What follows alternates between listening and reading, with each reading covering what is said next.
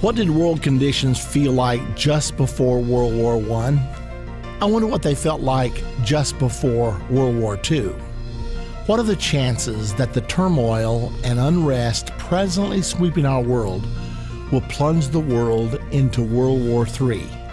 Mr. Avi Lipkin from the nation of Israel joins us today to discuss the revolution sweeping through the Middle East. Stay tuned for Politics and Religion. Look, there are two things I don't discuss: politics and religion. In my house, we don't talk about politics and we don't talk about religion. I'll talk to you about anything except politics and religion. I never talk about politics and religion. Politics determines how we'll live here on earth. Religion determines how we'll live forever. I'm Irvin Baxter. I think it's time we talk about it.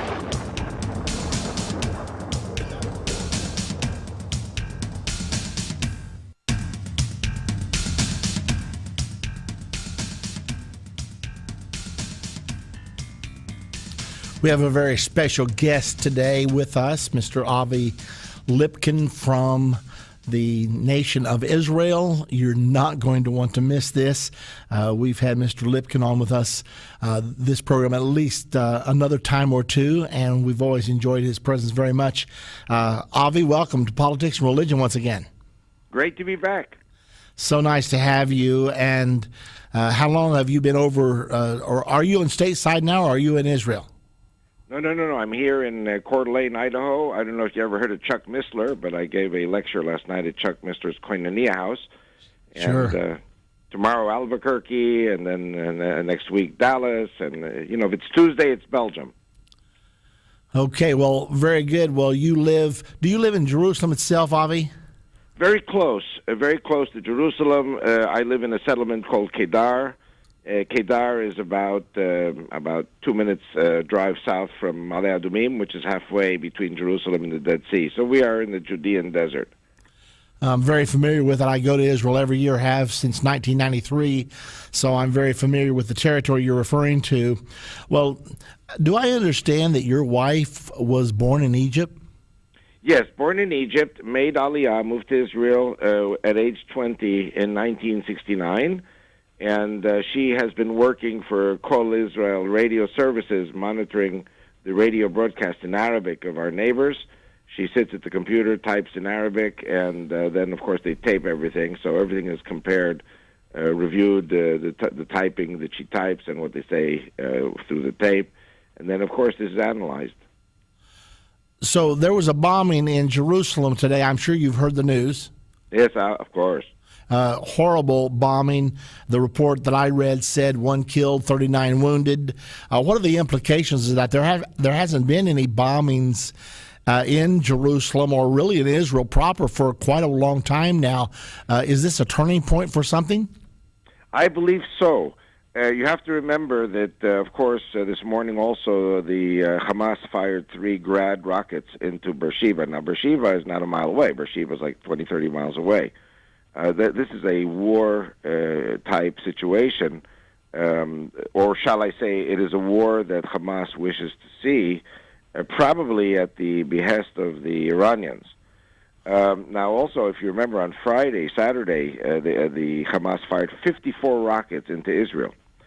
So they are provoking Israel. Yesterday in the news was announced that the Palestinians want to go directly to the UN to demand the recognition of the United Nations of a Palestinian state. And then, of course, if Israel doesn't agree to that, then they want the United States and NATO to basically do to Israel what they're doing to Libya. Well, in the Bible, it talks about the battle that we Christians call Armageddon. In Zechariah, the Old Testament, it talks about all nations will be gathered against Jerusalem to battle. And as I was watching the action against Libya, I thought, this is nothing but a dress rehearsal for the battle of Zechariah chapter 14, because when it says all nations, it's speaking about the world community, the United Nations. So do you see it that way, that this is really a dress rehearsal for what the United Nations may someday do to Israel? Absolutely, yes. That's one of the reasons, sir, why as a Jew I work very closely with any Christian church or any Christian organization that invites me to speak, because my contention as a Jew is that the Jews and the Christians have a joint obligation, responsibility, and rights in Jerusalem. Islam does not value Jerusalem as a holy city. It's never mentioned once in the Quran, and the only reason they want it is to deny it to the Jews and the Christians. So my work is to forge a Judeo-Christian alliance to defend the Holy Land, and if Christians do indeed wake up, then, of course, Israel will be much safer than if the Jews are all alone. If the Jews are all alone, we may face another Holocaust.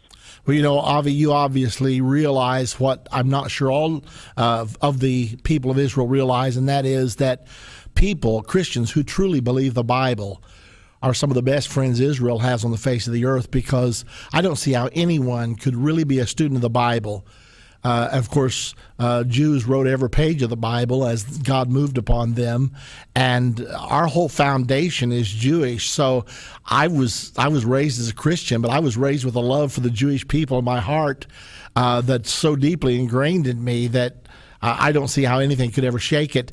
And it's that deep Judeo-Christian relationship that I think is one of Israel's strongholds right now. And as long as we have that same mentality in our government, this government will never forsake Israel. The danger is we could bring along a new mindset that's not really stabilized by a knowledge of the Scriptures that would then turn against Israel. I think that's the real danger right now. By the way, I want to make one minor correction to what you just said before, that the Christians are Israel's best friends, and the correction is that the Christians are Israel's only friends. Well, and I'm afraid that's true as well. But let me tell you, I'm very happy for one to be a friend of Israel. I've been there every year since 1993. I take groups every year, and if I didn't make my home in the United States, it would be in Israel, because I really love that land and I love the people of Israel. Let's go a little bit further here. You said that Hamas was attempting to provoke Israel right now. Explain to me why they're doing that right now. Well, firstly, I want to say one thing about what's been happening in North Africa. It started in Tunisia, then Egypt, then Libya. Now it's spreading to Saudi Arabia, to Syria, Yemen. And, we haven't seen any demonstrations by Palestinians in the streets of Israel that they're hungry, they're starving, they want rights. The Palestinians have it better with the Jews than they have it in their own Islamic countries. And so the Palestinians are very happy. On the other hand, the leadership of the Palestinians, which are Muslim, these people say this is our opportunity to create havoc here. And if, they see the American bombing in Libya, the NATO bombing in Libya as an opportunity to declare unilaterally a Palestinian state and then start an intifada, start a war with Israel. And then as Israel responds, call out for mercy. In other words, have the world punish Israel and forcefully create a Palestinian state. And our deputy foreign minister, Danny Ayalon, said yesterday that what this shows is that the Palestinians never intended to negotiate in good faith with us. In other words, the whole peace process has been a lie until now. Yeah, let's make sure that our listeners understand what's going on. And you just mentioned it, that there's a real wave, a movement going on to take the whole Palestinian-Israeli situation to the United Nations. I think Mahmoud Abbas has said that if a state is not negotiated with Israel by September of this year, which is not very far away, that they will unilaterally declare a state. And up until now, they didn't dare do that because they were sure that our president would veto it. However, with the presence of Barack Obama in the White House, they feel like the tide has turned. Obama has been the hardest on Israel of any president we've ever had, I believe. And there are articles appearing in the Jerusalem Post right now saying that the United States would not veto a unilateral declaration and a recognition by the United Nations of the Palestinians. So I'd like to hear your comments on that a little bit more. How do you feel as a person living in Israel? Do you think Barack Obama is dangerous for Israel, or where do you stand on that? The answer is absolutely yes. My wife Rachel picked up a broadcast, and by the way, I didn't make the YouTube. There is a pastor, Carl Gallups, in Pensacola, and he made a YouTube about something my wife picked up that I had reported to the Israel Today magazine, which I'm a founder of and a contributor to. January 19th, 2010, just a year and 2 months ago, my wife picked up a broadcast from the Egyptian Nile TV, the Round Table program. It's a panel discussion program, and the Egyptian Foreign Minister, Abul Ghait, was, speaking very calmly, matter of fact, that he had a one-on-one private meeting with President Obama when he was in Egypt, and President Obama said to him that he swore that he was a Muslim, son of a Muslim from Kenya, son of a stepson of a Sunni Muslim from Indonesia. His half-brothers in that tribe of slavers in Kenya are Sunni Muslims, and that he was raised in a mosque in a madrasa till age 11, and that he has temporarily economic problems and healthcare problems that he has to deal with domestically, but he swore, I will show, I'm quoting Obama, according to Abul Ghait, I will show the Muslim world when the time comes soon enough that I will do to Israel what I have to do, meaning destroy Israel. Okay, I've got to ask you this question, Avi. There are all kinds of rumors all over the United States that Obama is a closet Muslim. Well, I've never been willing to say one way or the other because I didn't know. However, I have one question. He is such a pro-gay advocate, and I've heard his speeches. I mean, he's just pushing the gay agenda like there's no tomorrow. And so the Muslim religion is quite anti-gay. How do you marry? If he is a Muslim, then what's the deal with his pro-gay stance? There is an unholy alliance, a marriage of convenience between Islam and the ultra-left here in America. And you have to remember that President Obama is a Marxist. He is a pacifist. He is, of course, not able to go against his constituency, which is ultra-left. And and I think personally, President Obama is torn between his being born a Muslim and working closely with the left. And by the way, throughout the world, we always know that the ultra-left works very closely with Islam. By the way, so do the neo-Nazis work with Islam.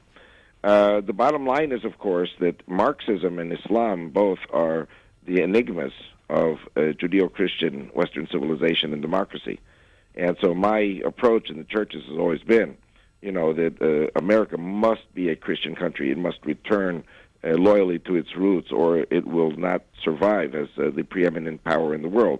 And in that sense, President Obama is a double-barrel threat to the United States of America, because I'm absolutely right-wing and conservative. And as a Jew, I value Christians because of their faith. And, I wrote a book, I don't know if you remember, we offered it many years ago on your show, Christian Revival for Israel's Survival, which is my second book. And I spoke very clearly. The Jews had a Holocaust in World War II because we were all alone then. And today we are not alone. Today we have the Christians on our side, or many of the Christians, and it is therefore incumbent on the Israeli leadership to mobilize a very strategic alliance with the Christians. Otherwise, Israel will not survive. We're up of against course, the Israel break, will survive. God stands on the side of Israel. But I'm one of those guys who believes that faith without works is dead, and therefore the Jews and the Christians must have works together. Avi, we're up against the break. I've got to cut in on you there. We'll be right back. Our guest today is Avi Lipkin from Israel. Every Monday at 9 p.m. Central on the Church Channel and at 10 p.m. Central on Daystar, Irvin Baxter presents End of the Age. End of the Age is a 30-minute program which gives intricate details about how Bible prophecy is not only true, but also how it lines up so perfectly with events going on in the world right now. Don't miss one End of the Age program every Monday at 9 p.m. Central on the Church Channel and at 10 p.m. Central on Daystar. Visit endtime.com for more details or call 1-800-ENDTIME. When you think about Bible prophecy or the end of the world, what comes to mind? War, destruction, famine, disease, 666, mark of the beast, antichrist, false prophet, four horsemen, trumpets, seals, and vials. What about 2012? How does all of this affect you as a teenager in today's world? Those are all good questions, but the thing to remember is that Bible prophecy was not put here for us to be afraid of it, but for us to know what is to come. When I was a kid, I used to